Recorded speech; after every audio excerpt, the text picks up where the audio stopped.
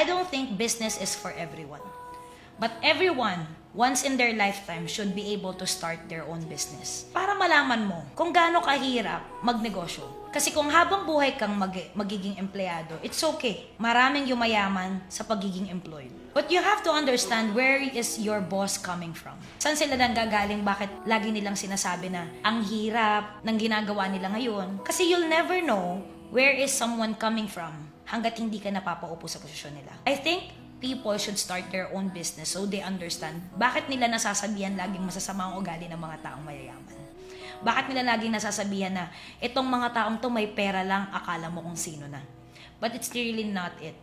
Nung na-realize ko na ang pinakamababait na tao sa mundong to ay yung taong may mga pera, it's because when I start my business, nakita ko kung gaano nila pinapahalaga ng oras, pagkakataon, at kung gaano karaming beses nakakaranas ng hirap